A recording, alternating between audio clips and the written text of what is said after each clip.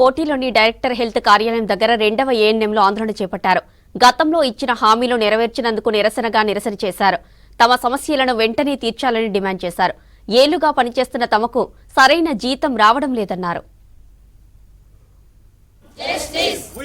Recruit చేసినటువంటి విధానం కానీ, వాళ్ళు డ్యూటీ చేస్తున్నటువంటి విధానం కానీ రెగ్యులర్ ఉద్యోగితో సమానంగా డ్యూటీ చేస్తున్నప్పటికీ వాళ్ళని రిక్రూట్ చేసుకున్నటువంటి విధానంలో కూడా రెగ్యులర్ ఉద్యోగిని ఏ రకమైన ఉద్యోగ రిక్రూట్మెంట్ ఉంటుందో అదే ప్రాసెస్లో రిక్రూట్ చేసుకున్నప్పటికీ వీళ్ళని కాంట్రాక్ట్ ఉద్యోగులుగా కొనసాగిస్తున్నారు.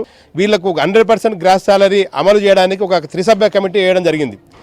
త్రిసభ్య కమిటీ వేసి దాని కమిటీ మీటింగ్ పెట్టి ఈ కమిటీ రిపోర్టు రాష్ట్ర ప్రభుత్వానికి పంపించి వీళ్ళందరినీ కూడా 100% గ్రాస్ సాలరీ రావడానికి ప్రయత్నం చేస్తామని చెప్పి వారు చెప్పడం జరిగింది. కానీ అది చెప్పి కొద్ది రోజులు అయినాక తర్వాత కొద్ది రోజులు డిఎంఎన్హెచ్ఓ వారు లేకపోవడం ఒక మెంబరు, అదేవిధంగా తర్వాత ఎలక్షన్ కోడ్ రావడం ద్వారా అది అట్లాగే పెండింగ్ పడిపోయింది. కాబట్టి ఇప్పుడు పెండింగ్ ఎలక్షన్ కోడ్ కూడా అయిపోయింది, కొత్త ప్రభుత్వం కూడా వచ్చింది. కాబట్టి ఆ త్రిసభ్య కమిటీ సమావేశం వెంటనే ఏర్పాటు చేసి వీళ్ళందరికీ కూడా 100% గ్రాస్ సాలరీ రావడానికి ఇచ్చిన హామీ ఏదైతే ఉందో ఆ గ్రాస్ సాలరీ కానీ లేదంటే పర్మనెంట్ కోసం కానీ లేదంటే కమిటీ మీటింగ్ కానీ మీటింగ్ ఏర్పాటు చేసి మా సమస్యల పరిష్కారం కోసం మీటింగ్లో చర్చించి ఆ రిపోర్టును రాష్ట్ర ప్రభుత్వానికి పంపించాలని చెప్పి ఈరోజు డిహెచ్ గారిని కలిసి ఏఐటీసీ తరఫున విజ్ఞప్తి చేయడం జరిగింది. మేము కోరుకుంటున్నాం మాకు ఇచ్చినటువంటి హామీలు నెరవేర్చి మాకు అందరికీ కూడా న్యాయం చేయాలని చెప్పి ఈ సందర్భంగా విజ్ఞప్తి చేస్తా ఉన్నాం. ఆ గ్రాస్ గురించి మాకు కమిటీ వేశారు. ఆ కమిటీ ఇప్పటిదాకా ఎక్కడ కూడా మన కోసం పనిచేసిందంటూ లేదు. కాబట్టి మేము మళ్ళీ డిహెచ్ దగ్గరికి వచ్చినాం. ఇప్పుడు కొత్త గవర్నమెంట్ వచ్చింది, కాంగ్రెస్ వచ్చింది కాబట్టి మాకు ఆశలు వచ్చేసినాయి. ఇక ఒకటి చేస్తుంది మనకు అనేది ఒకటి నమ్మకం వచ్చింది. ఇప్పటికైనా ఈ గవర్నమెంట్ అయినా మనకు మంచి చేయాలని కోరుకుంటూ గత 16 సంవత్సరాలుగా కాంట్రాక్ట్ బేసిక్ మీదనే చేస్తున్నాము.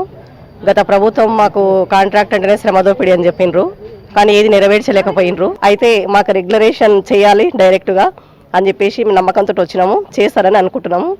తెలంగాణ ప్రభుత్వంలో మేము గత 16 సంవత్సరాల నుండి 2వ ఏఎన్ఎంలుగా వెట్టి చాకిరితో పనిచేస్తున్నాము. అప్పటి నుండి కూడా ఇప్పటి వరకు కూడా ఎలాంటి మాకు ఉద్యోగ భద్రత కానీ రెగ్యులేషన్ కానీ చాలీ వేతనాలతో మేము బ్రతుకులు వెల్లదీస్తున్నాము.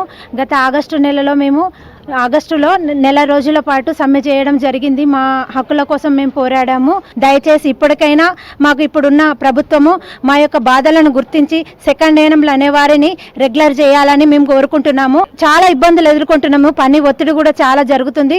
దయచేసి దాన్ని దృష్టిలో పెట్టుకొని మమ్మల్ని